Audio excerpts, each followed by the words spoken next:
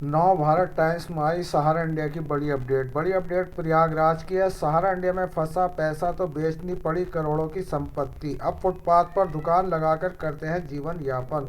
Hello friend, welcome back to my channel. सभी सहारा पीड़ित निवेशक साथियों का एक बार फिर से हमारे इस न्यूज़ चैनल पर हार्दिक स्वागत है। दोस्तों, जैसे कि आप जानते हैं कि सहारा सुब्रत राय का निधन हो चुका है।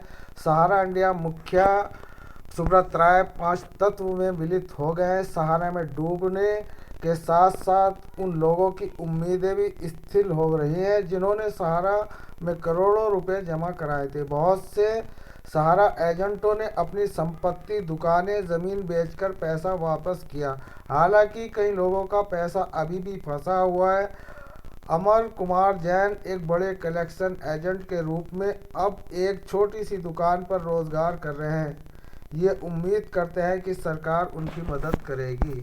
तो दोस्तों, यहाँ पर श्री पूजन सिंह के द्वारा ये एक अपडेट दी गई है जो प्रयागराज की है। सहारा इंडिया के मुखिया सुब्रत राय पंच तत्व में विलीप हो गए, यानी कि वो मर चुके हैं। और सहारे में डूबने के साथ साथ उन लोगों की भी उम्मीद धीरे धीरे स्थिर हो गई थी जिन लोगों ने स्थानीय लोगों के करोड़ों रुपए का कलेक्शन सहारा में जमा कराया था।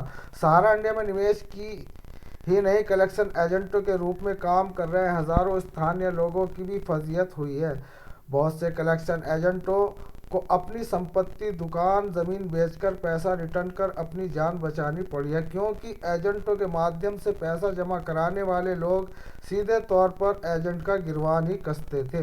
धमकी दी जाती थी मारने की। ऐसे में कुछ सारे एजेंटों को सैकड़ों लोगों को व्यक्तिगत रूप में पैसा वापस करना पड़ा, यानी कि अपने तौर से उन्हें पैसा वापस करना पड़ा। तो दोस्तों, अब यहाँ पर जो बात आ रही है वो बात है कुछ इसी तरह की सहारा कलेक्शन एजेंट अमर कुमार जैन की, जिसने कलेक्शन के रूप में हजारों लोगों को सहारा इंडिया में करोड़ों रुपए जमा कराया। बाद में सहारा इंडिया में जब पैसा फंसा तो उन जमाकर्ताओं ने अमर कुमार जैन के ऊपर दबाव बनाना शुरू किया, घेराबंदी किया, जान से मारने की धमकी दी। दबाव और मजबूरी में अमर कुमार जैन ने अकिल बेशकीमती, यानी कि सराय अकिल में उनका बेशकीमती मकान था, घर थी, गाड़ी थी, बेचकर जमाकर्ताओं को पैसा वापस किया। यानी कि यहाँ पर सहारा सुब्रत राय के मरने से पहले ही बहुत एजेंट बर्बाद हो चुके। हालांकि बहुत से लोगों का पैसा अभी भी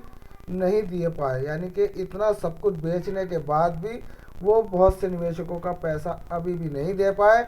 दुकान भी बिक गई और अमर कुमार जैन के पास अब कुछ नहीं बचा है, यानी कि पूरी तरीके से बर्बाद हो चुका है, जिसको वह बेचकर, यानी कि यहाँ पर उन्होंने एक दुकान लगाई।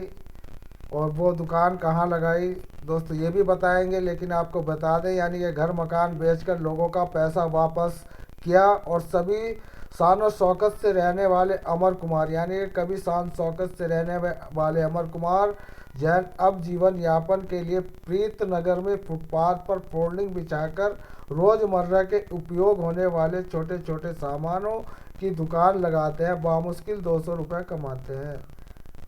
तो दोस्तों, यहाँ पर एजेंटों की करोड़ों की जायदाद बन चुकी थी, क्योंकि सहारा सबके सहारा थे। लेकिन सहारा परिवार में मोटिवेटर और एक बड़े कलेक्शन एजेंट के तौर पर जाने जाते थे। जाने वाले अमर कुमार जैन बताते हैं कि 18 जून 1993 में सहारा इंडिया में जुड़ा। उन्होंने प्रयागराज, कौशाम्बी, प्रतापगढ़ तक लोगों के सहारा में निवेश कराया, यानी कि फील्ड वर्क इनका इतना बड़ा था कि इन शहरों से भी लाकर यहाँ पर निवेशकों का पैसा लगाया। सहारा इंडिया में सब कुछ ठीक ठाक चल रहा था। जी हाँ दोस्तों, इनकी यहाँ पर मलाई अच्छी उतर रही थी, सब कुछ ठीक ठाक चल रहा था। लेकिन 2008 में सरकार का रुख बदला और Sahara India RBI, income tax, SEBI ने में उलझ गई। ग्राहकों का पैसा फंसा तो अब दबाव बनाने लगे, यानी कि यहाँ पर 2008 में सरकार ने सेबी की जो है यहाँ पर जांच चलाई और इन पर टैक्स भी रखा गया। और आरबीआई द्वारा जो सहारा इंडिया का लाइसेंस दिया था उस गाइडलाइन से भी इन्होंने ज़्यादा बिजनेस किया। यही सब इनके ऊपर जो है क्लेम रखे गए, सरकार का जो इस पर पूरा शिकंजा हो गया, सेबी विभाग का शिकंजा रहा। तो दोस्तों, सरकार पैसा रिटर्न पोर्टल तकनीकी और स्थिर गति पर के जैन काफ़ी आहत हैं। फिलहाल बीजेपी सरकार से उन्हें थोड़ी उम्मीद है। सुप्रीम कोर्ट के आदेश और मोदी सरकार का आश्वासन उनके मन में उम्मीद की ज्योति जलाए हुए। हालांकि मोदी सरकार ने पोर्टल लॉन्च किया है, फिर भी अभी कंफर्म नहीं है कि कब तक उनका सहारा इंडिया में पैसा फंसा वापस होगा। तो दोस्तों, यहाँ पर राम भरोसे सब कुछ चल रहा है। सुब्रत राय स्वर्ग सिधार चुके हैं, और वो स्वर्ग नहीं सिधारे थे जब भी निवेशक बर्बाद थे। और बात अगर एजेंटों की करें तो अपनी प्रॉपर्टियां, घर बेचकर उन्होंने निवेशकों का निवारण किया। तो दोस्तों, ये सब सहारा सुब्रत राय के जिंदा होने पर ही रहा। अब सुब्रत राय स्वर्ग सिधार गए हैं। अब पता नहीं यहाँ पर निवेशकों को पैसा मिलेगा या नहीं मिलेगा। अभी तक कोई हमारे पास ऐसी अपडेट तो नहीं है कि सरकार उनके लिए जल्द से जल्द कोई प्रोसीजर जो चल रहा है वो आप जानते हैं। वो चलने वाला प्रोसीजर भी किस तरीके से यहाँ पर आपके बॉन्ड सबमिट किए जा रहे हैं, और आपको जो है डॉक्यूमेंट जो आप वहाँ जमा कर रहे हैं, जो भी आप वहाँ पर डॉक्यूमेंट लगा रहे हैं, तो वो भी रिजेक्टेड ऑप्शन में आपको डाल दिया गया। यानी कि यहाँ पर जो है कुछ मामला बहुत ही उलझा हुआ है, और सहकारिता समिति की 4 सोसाइटियों का ही पैसा मिल रहा है। बाकी जो दर्जनों सोसाइटियाँ सेबी के द्वारा बंद की गई थी 2011-12 में, सहारा क्रेडिट कोऑपरेटिव सोसाइटी, तो ये बात की बात है, सहारा रियल इस्टेट, सहारा हाउसिंग बॉन्ड जैसी 2 बड़ी उनकी इकाइयों को बंद किया, जिनका 25,100 करोड़ रुपया सेबी की जेब में पड़ा है।